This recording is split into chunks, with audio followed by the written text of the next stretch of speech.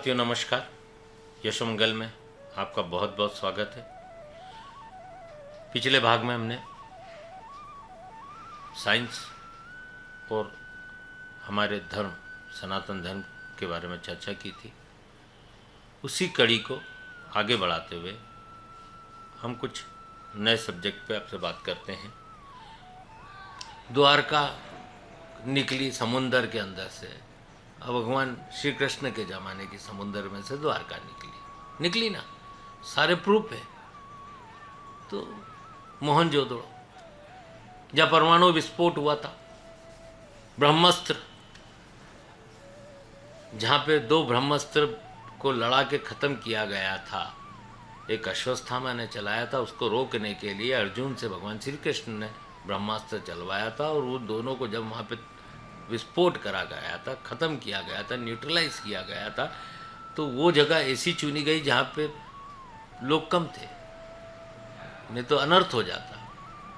पूरा मोहनजोदड़ो उसके अंदर आज भी जब वहाँ की रेडिएशन देख रहे हैं हमारे साइंटिस्ट, हमारे यंत्र, तो वहाँ रेडिएशन पाई जा रही है। अब आज का साइंस और तब का साइंस एडवांस कौन सा था? आज लेबोरेटरियाँ लग रही हैं, बड़े बड़ी मशीनरियाँ लग रही हैं, तब जाके परमाणु की युक्ति हो, अणु परमाणु की युक्ति हो पा रही है। तब की टेक्नोलॉजी, आज की टेक्नोलॉजी, अब तथाकथित कहो या शास्त्रगत कहो या तथ्य पे आधारित कहो, तो सभी चीज़ें बड़ी विचित्र होती है। सीधी सीधी बात है, तब भी आदमी मानसिक तनाव में जाता था, अब भी मानसिक तनाव में जाता है। तब मेडिसिन नहीं दी जाती थी, तब साइकेट्रिस्ट नहीं थे, कोई मनोचिकित्सक नहीं थे, मनोऋषि थे, और बड़े विचित्र तरीके से वो आदमी को धर्म संगत कर कर आध्यात्म की तरफ डाइवर्ट कर कर ठीक कर देते थे। पागल नहीं घूमते थे, कपड़े फाड़ते थे। जितने पागल आज हैं उतने पागल भी नहीं हुआ करते थे तब लोग। नशीली दवाएं नहीं दी जाती थी। तो सब आज जो तरीके हैं उस समय के तरीके धार्मिक थे, प्राकृतिक थे, प्रकृति के अनुकूल थे, प्रकृति संगत थे, और आदमी ठीक होता था और बहुत जल्दी ठीक होता था। और सारी चीज़ें के डिप्रेशन अर्जुन को नहीं हुआ था। जब सामने उन्होंने अपने गुरु को देखा, अपने भाइयों को देखा, तो उनको डिप्रेशन नहीं हुआ था, उनके हाथ से तांडव छूट गया था। तभी तो भगवान श्री कृष्ण ने गीता का उपदेश दिया। उस उपदेश से अर्जुन ने जो पराक्रम दिखाया, 5 पांडवों ने जो पराक्रम दिखाया, उसको कौरव को, जो समृद्ध थे, ताकतवर थे, उनके पास पूरी नारायणी सेना थी। भगवान श्री कृष्ण चक्रवर्ती सम्राट थे, सबसे बड़ी सेना उनकी थी, वो पूरी सेना कौरव के पास थी, और भगवान श्री कृष्ण निहत्ता थे और सारथी थे अर्जुन के रथ के। और युद्ध के परिणाम आपके सामने, महाभारत पढ़ी होगी आपने। सिर्फ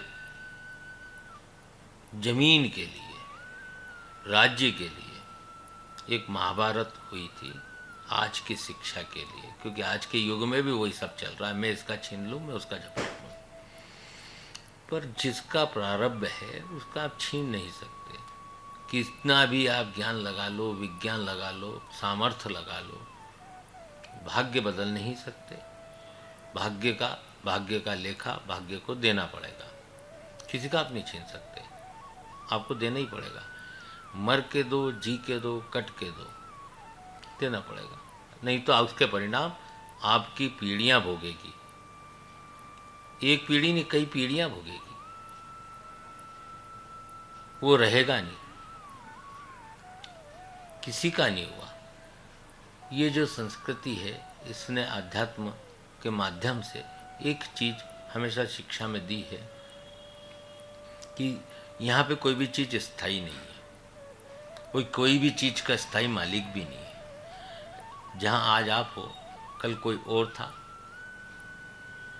और फिर बाद में कोई और होगा। राज्य बदले, राजा बदले, किसी का भी साम्राज्य, किसी का भी सिंहासन स्थायी नहीं रहा। अभिशापित है, ऐसा कहा जाता है कि अभिशापित है। माँ पार्वती के द्वारा अभिशापित किया गया था धरती को कि तेरा स्वामित्व किसी एक का कभी भी नहीं रहेगा।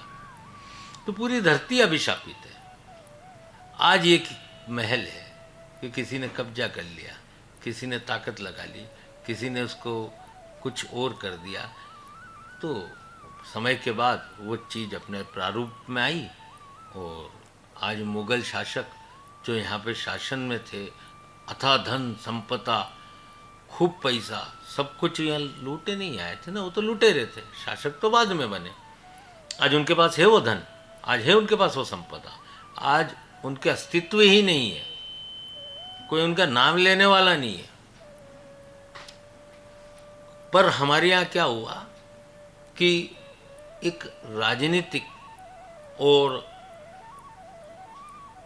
अपना वर्चस्व या वोट बैंक के लिए कभी भी उनकी वीर गाथाओं को ही बढ़ा चढ़ा के बताया गया और आज भी बताया जाता है।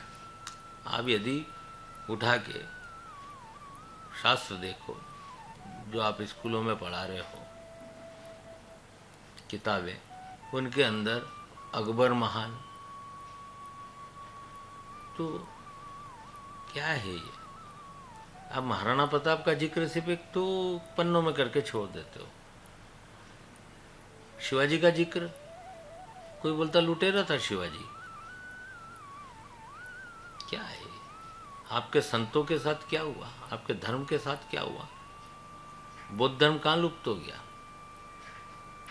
ये सब चीज़ें समझने की है, क्योंकि हमारे आंखों पे भी धूल झोंकी गई है, पर्दे डाले गए, हमारी चीज़ों को ही हमसे छीना गया। आज धीरे धीरे सब चीज़ सामने आ रही है। अभी तो शुरुआत है। कौन रोक लेगा? कौन रोक सकता है? सत्य को कोई नहीं छिपा सकता। जो मेरा है वो मेरा ही रहेगा, जो आपका है वो आपका ही रहेगा। कितने ही तर्क लगा लो, कितने ही वितर्क लगा लो, अंत में हारता हरामी है। ये सत्य है। जीत हमेशा सत्य की हुई है और सत्य ही जीतेगा। आप अडग रहें, आप अपने आप पे विश्वास रखें। ये सब चीज़ें, ये सब क्रियाक्रम, ये सब बवंडर, ये क्षणिक है, इनकी आयु नहीं है। ये भंवर है, ये तूफान है, आते हैं और चले जाते हैं, पीछे विनाश छोड़ के जाते हैं। उचित और समझदार व्यक्ति वो है जो नीतिगत और न्यायप्रिय हो और अन्याय की तरफ ना जाता हो। कितना ही धर्म कर लो आप, पर आपके विचार और आपकी मानसिकता धर्म संगत नहीं है तो आप धार्मिक कहाँ से हुए? पूजा पाठ करने से आप भगवान को प्राप्त नहीं कर लोगे।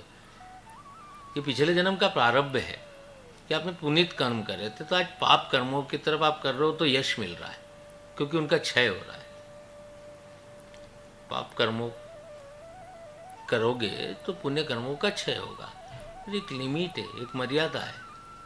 कंस भी गया, रावण भी गया, बलि भी गया, सब जाएंगे और गति से जाएंगे। तो गति यदि सुधारना है, धर्म संगत, धर्म प्रिय और लोगों का हित, मानवता सर्वोपरि है, सर्वोत्तम धर्म है। भिखारी को भीख देने से महान नहीं हो जाओगे आप, कभी नहीं होगे। कि आपने सोच रहे हो कि मैं दान कर रहा हूँ, मैं ये कर रहा हूँ, मैं वो कर रहा हूँ। कुछ नहीं कर रहे हो आप। यदि पाप करके धर्म कर रहे हो, 10 रुपये दान कर रहे हो, लाख रुपये दबा रहे हो, तो ये न्याय संगत नहीं है, ये अधर्म है, शुद्ध अधर्म है। और इसका परिणाम आपको भोगना ही पड़ेगा, ये तय है। अब वो समय नहीं रहा, ये कलयुग चल रहा है और महाकलयुग की तरफ बढ़ रहे हो कि इस जन्म में करा, अगले जन्म में भोग लेंगे, ठीक है, जो होगा देख लेंगे, यहीं भोगना पड़ेगा। समय की लाठी बेआवाज़ चलती है। आज सब कुछ अच्छा दिखता है, कल क्या हो जाएगा आपको नहीं मालूम, आपके साथ क्या होने वाला आपको नहीं मालूम। आज में जी रहा हूँ ना, अब आज में ही जी रहा हूँ, आज को एंजॉय कर रहा हूँ, क्योंकि पाश्चात्य संस्कृति है आपकी। आप प्रोफेशनल हो, आप धार्मिक हो ही नहीं। आपके विचार यदि धार्मिक होते तो आप अधर्म की बातें सोचते क्यों? आप सोच रहे हो, अपने स्वार्थ के लिए सोच रहे हो, अपने निजी हित के लिए सोच रहे हो, और उसको ही धर्म मान रहे हो, और भगवान की पूजा कर रहे हो, और भगवान आपको बचा रहा है। ये भ्रम है आपका, आप भ्रम में जी रहे हो। भगवान अन्याय के साथ कभी था, न कभी है, न कभी रहेगा। ये सब चीज़ें हमको अब सोचना पड़ेगी। ये युग बदल रहा है। यदि हम इस युग में यदि धर्म के साथ अडिग रहे तो कम से कम अच्छी जगह जाएंगे, अच्छे मार्ग को जाएंगे। अन्यथा मौत तो सबको आनी है एक दिन, मरेगा हर कोई। कोई अमर पट्टा लिखा के नहीं आया है, और ना कोई 100 साल जीने वाला है, ना उसकी औलादे 100 साल की उम्र लिखा के आई है। यदि सत्कर्मों पे रहे तो सतमार्ग मिलेगा, अच्छी आयु जियोगे, अच्छा धर्म करोगे, अच्छा परोपकार करोगे, अच्छा परमार्थ करोगे। अन्यथा गलत काम करोगे तो फिर राम ही जाने।